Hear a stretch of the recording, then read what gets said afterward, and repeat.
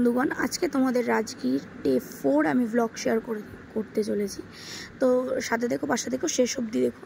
তো এখন প্রায় বাজে সকাল 7:30। তো আমাদের আজকে টাইম দিয়েছে 8টায়। তো প্রায় সকালবেলা 6টার সময় ঘুম থেকে উঠেছি, আমার মেয়েও উঠেছে। আর আজকের ওয়েদারটা বেশ সুন্দর।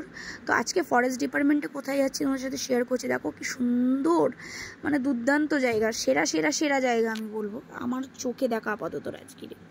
তো আজকে আমাদের হচ্ছে ন্যাচারাল পার্ক এবং জু সাফারি যাওয়ার কথা। তো আগের থেকে স্কাই ওয়াকের টিকিটটা পাওয়াটা খুবই আর কি বলবো টাফ। গ্লাস ব্রিজে সবাই একসাথে অ্যালাউ করে না, কিছু কিছু জন। তো আনফর্চুনেটলি আমাদের ভাগ্য খুবই ভালো, আমরা পেয়েছি। কিন্তু দেখো বৃষ্টি পড়ছে। তো আমরা ওখান থেকে আবার গাড়ি করে উপরে গেছি, একদম উঁচু যেহেতু স্কাই ওয়াক। গ্লাস ব্রিজটা দেখতে পাচ্ছি, এখানে পুরো লোগোটা রয়েছে ক্যাম্পের। তো এখন আমরা যাচ্ছি হচ্ছে গ্লাস ব্রিজে। অনেকক্ষণের অবদানের পর 8 ঘন্টা 40 মিনিট দাঁড়ানোর পর গ্লাস ব্রিজে গেলাম আমরা।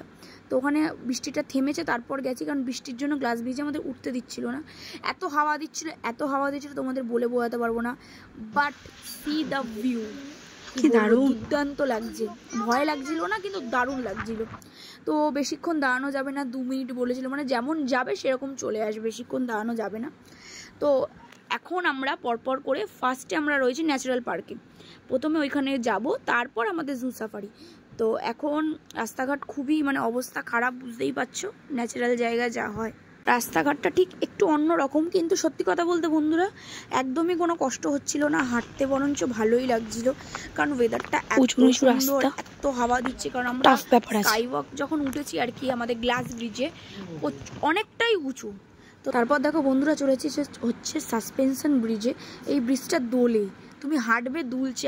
আশা করি তোমরা বুঝতে পারছো, এটা এই জন্য নাম হচ্ছে সাসপেনশন। এবার আমি ছিলাম, আমি দুলছে। তারপর এখান থেকে আবার একটা টোটো ধরে আমরা আরও উপরে উঠলাম কিছু জিনিস দেখার জন্য। পার্ক টাইপস অফ অনেক কিছু ছিল, তো সব পরপর তোমাদের শেয়ার করছি। দেখো এটা হচ্ছে এন্ট্রেন্স, এখানে লোগো দেওয়া রয়েছে, তোমরা বুঝতেই পারবে যেখানে কি কি রয়েছে। দেখো ক্যাফেটেরিয়া, বাটারফ্লাই গার্ডেন, বাচ্চাদের খেলার জায়গা, খুব সুন্দর খুব সুন্দর, আমি তোমাদের বলে বোঝাতে পারবো না। আর ঢুকতে দেখো এই পন্ডটা কি সুন্দর না, ওখানেও তোমার লিলি ফুটে রয়েছে।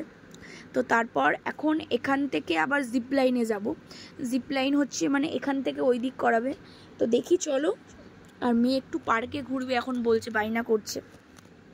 কিন্তু বন্ধুগণ সত্যি কথা বলতে লাকটা খুব ভালো, স্কাই ওয়াকে আমরা গেছি। কিন্তু এরপর অনেকেই আছে যারা যেতে পারেনি বৃষ্টির জন্য। আমরা বৃষ্টির জন্য খুব লাকিলিভাবে চলে গেছি। আর সত্যি কথা বলতে কোনো কষ্ট হচ্ছিল না। মেয়ে একটু ঘুরছিল, মেয়ের একটু ভিডিও করলাম দেখো। আর এইটা হচ্ছে জিপ লাইন, যেটা হচ্ছে এদিক থেকে ওই দিকটা অনেকটা উঁচু বলে তাই রিস্কটা নিলাম না। এটা যদি একটু নিচু হতো তাহলে অসুবিধা হতো না। তো এখন আমাদের টাইম হয়ে গেছে জু সাফারি। তো এখন জু সাফারিতে গিয়ে একটা টোকেন দেবে, সেই সিরিয়াল নাম্বার ওয়াইজে আমরা গাড়ি করে আবার যাব। তো আমরা এখন জু সাফারির গাড়িতে উঠে পড়েছি। তো এখন আমরা দেখব, অ্যাকচুয়ালি ওরা খোলা আর আমরা বন্দিতে। তো সবার আগে হরিণ দেখেছিলাম, হরিণটা ক্যাপচার করতে পারিনি, তাই দেখো সবার আগে তোমাদের বিয়ার দেখালাম। তারপর দেখো এখানে রয়েছে হচ্ছে লেপার্ড। তো 4টে লেপার্ড আছে বললো, যেহেতু ওরা তো গাছে গাছে থাকে, দেখা যায় না, তাই জন্য এটাকে বন্দি করে রেখেছে, তাই দেখতে পেরেছি। আর আরেকটা হচ্ছে দেখো, যেটা হচ্ছে এটা হচ্ছে রয়্যাল বেঙ্গল টাইগার, তোমরা সবাই জানো। এটা হচ্ছে ফিমেল, এনার নাম হচ্ছে দেবী। আমি যা শুনলাম ওখানে যা বললো, বাঘটা বিশাল বড়, বিশাল বড়। আমি তোমাকে বলবো সিংহর থেকেও বড় ছিল ওই বাঘটা। আর রয়্যাল বেঙ্গল টাইগার বড়ই হয় জানো। আর এই দেখো মেন অ্যাট্রাকশন, জঙ্গলের কিং, তোমরা সবাই জানো, সেটা হচ্ছে লায়ন। তো এখন লায়নটা যারা যারা আগে গেছিলো তারা দেখতে পারিনি, এই জঙ্গলে ছিল ভিতরে। তারপর দেখো এই রাস্তা দিয়ে হেঁটে হেঁটে আসছে। অ্যাকচুয়ালি এই লায়নটা বাচ্চা, শুনলাম নাকি 6-7 মাস বয়স, কারণ দেখতেই পাচ্ছ এর গায়ে পশমটা সেরকম নেই। তো এ হচ্ছে মানে ওখানে গার্ডরা বলছিল যে বয়সটা কম। তো দেখো কি সুন্দর বসে বসে পশ্চার দিচ্ছিল। তারপর ওখান থেকে বেরিয়ে আমরা বার্ড স্টেশনে গেলাম। ওখানে বার্ড স্টেশন ছিল জু সাফারি নিচে। ওখানে দেখো মাকাও ছিল, পিকক ছিল, অনেক রকমের বার্ড ছিল। তো পরপর তোমাদের সাথে দেখাবো।